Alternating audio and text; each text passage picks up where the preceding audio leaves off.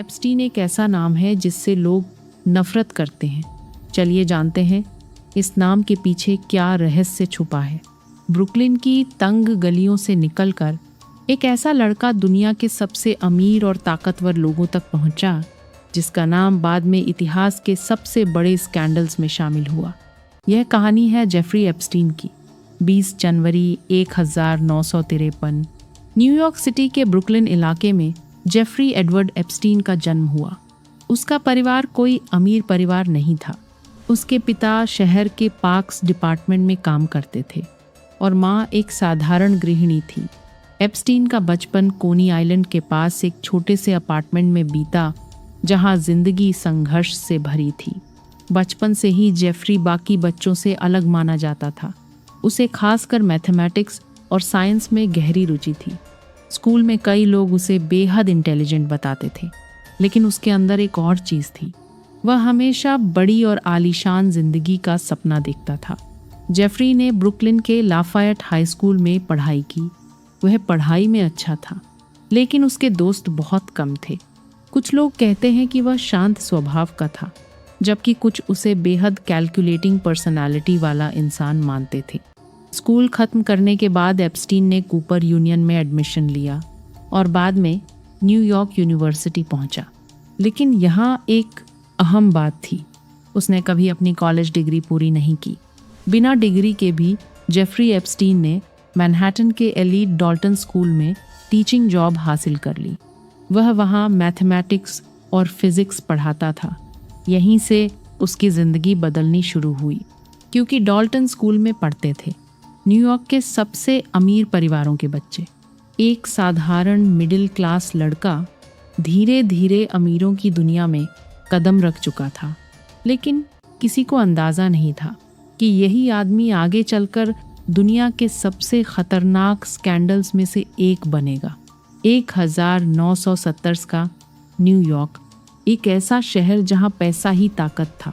Wall street दुनिया की सबसे खतरनाक और पावरफुल फाइनेंशियल दुनिया, और इसी दुनिया में कदम रखने वाला था ब्रुकलिन का एक former school teacher Jeffrey Epstein. Dalton school में जेफरी एप्स्टीन सिर्फ बच्चों को मैथमेटिक्स नहीं पढ़ा रहा था, असल में वह अमीर लोगों की दुनिया को समझ रहा था। यह स्कूल न्यूयॉर्क के सबसे रिच फैमिलीज़ के बच्चों के लिए था। यहाँ बिजनेसमैन, पॉलिटिशियंस और वॉल स्ट्रीट मिलियनेयर्स के बच्चे पढ़ते थे। जेफरी बहुत ध्यान से इन लोगों की लाइफस्टाइल, पावर और कनेक्शंस को ऑब्जर्व करता था। उसने समझ लिया था कि असली ताकत मेहनत में नहीं, कनेक्शंस में होती है। डाल्टन स्कूल में ही उसकी मुलाकात हुई एलन ग्रीनबर्ग से। एलन ग्रीनबर्ग उस समय वॉल स्ट्रीट की बड़ी इन्वेस्टमेंट बैंक बेयर स्टर्न्स के पावरफुल एग्जीक्यूटिव थे। कहा जाता है कि ग्रीनबर्ग जेफरी की इंटेलिजेंस और कॉन्फिडेंस से काफ़ी प्रभावित हुए। यहीं से एप्स्टीन की ज़िंदगी ने सबसे बड़ा मोड़ लिया। 1976 जेफरी एप्स्टीन ने डॉल्टन स्कूल छोड़ दिया और सीधे वॉल स्ट्रीट की इन्वेस्टमेंट बैंक बेयर स्टर्न्स में नौकरी शुरू कर दी। यह किसी मिरेकल से कम नहीं था, क्योंकि उसके पास ना फाइनेंस डिग्री थी, ना कोई बड़ा बिजनेस एक्सपीरियंस, लेकिन जेफरी के पास एक चीज़ थी, लोगों को मैनिपुलेट करने की कला। बेयर स्टर्न्स में जेफरी शुरुआत में जूनियर असिस्टेंट था, लेकिन बहुत जल्दी उसने फाइनेंशियल ट्रेडिंग की दुनिया सीख ली। उसका काम था रिच क्लाइंट्स के अकाउंट संभालना, इन्वेस्टमेंट्स मैनेज करना और बड़े फाइनेंशियल डील्स पर काम करना। उस समय वॉल स्ट्रीट की दुनिया बेहद रूथलेस थी।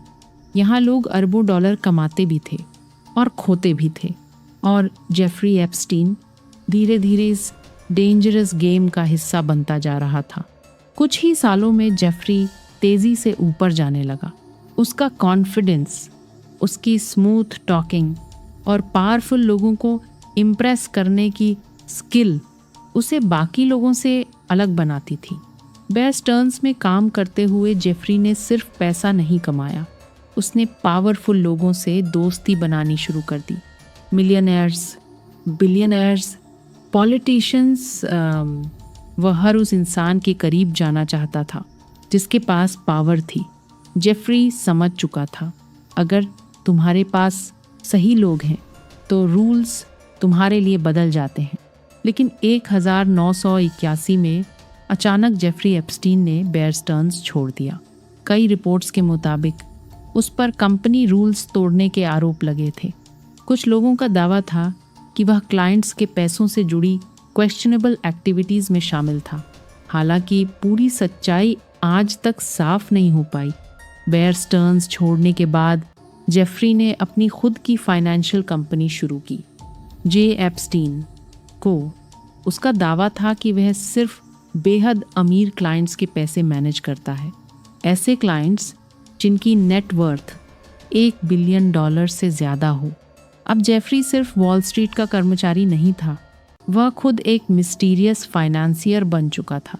सबसे बड़ी मिस्ट्री यह थी, जेफरी एप्स्टीन इतना अमीर कैसे बन गया।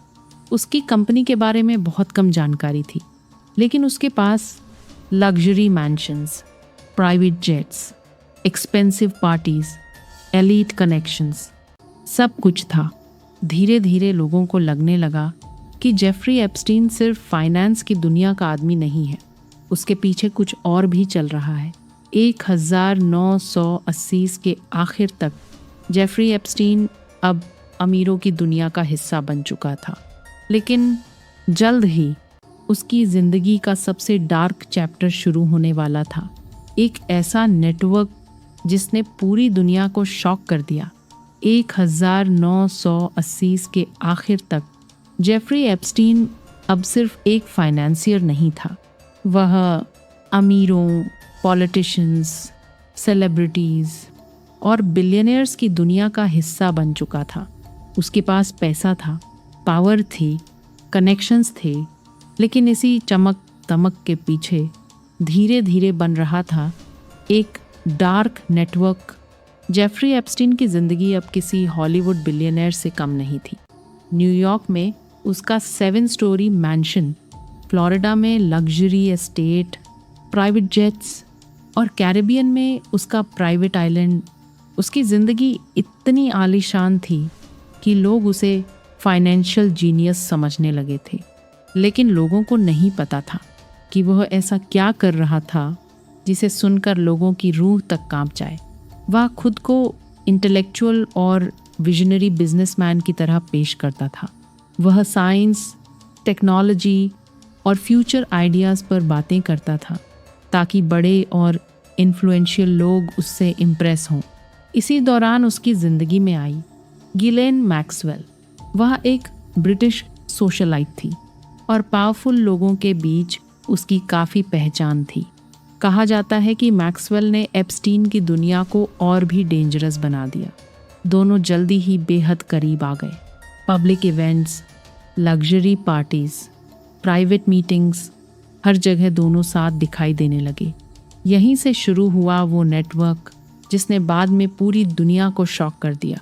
एक्यूजेशंस के मुताबिक कम उम्र की लड़कियों को modelling opportunities, massage jobs, easy money का लालच देकर बुलाया जाता था और कई लड़कियां इन लालचों में फंसने लगी। इन्वेस्टिगेशंस में सामने आया कि कुछ विक्टिम्स को पैसे देकर दूसरी लड़कियों को लाने के लिए कहा जाता था। धीरे धीरे यह एक ऑर्गेनाइज सिस्टम बन गया।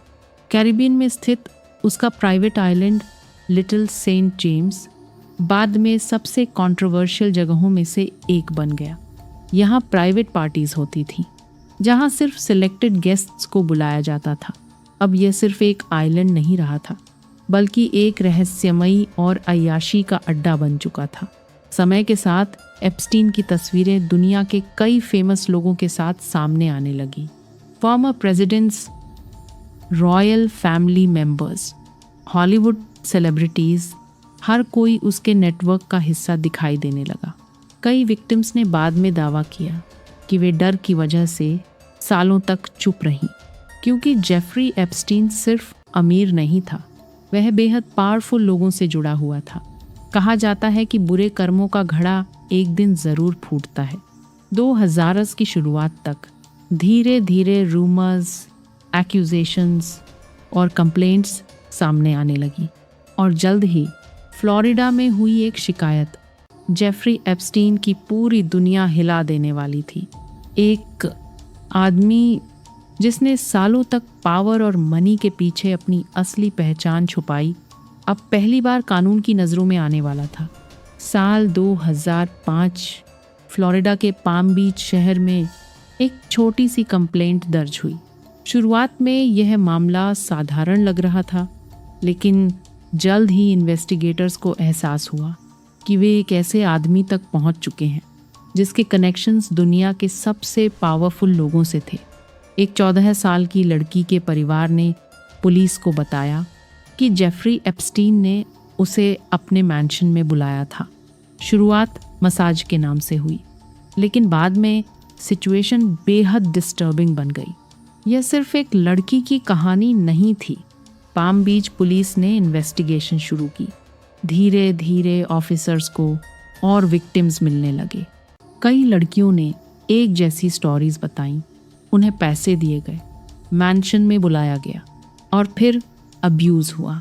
जब पुलिस ने एप्स्टीन के पाम बीच मैंशन की जांच की तो उन्हें एक बेहद स्ट्रेंज एनवायरनमेंट मिला। Luxury rooms, security cameras, private massage areas, सब कुछ केयरफुली डिज़ाइंड दिखाई देता था। ऐसा लग रहा था जैसे यह सब लंबे समय से चल रहा हो।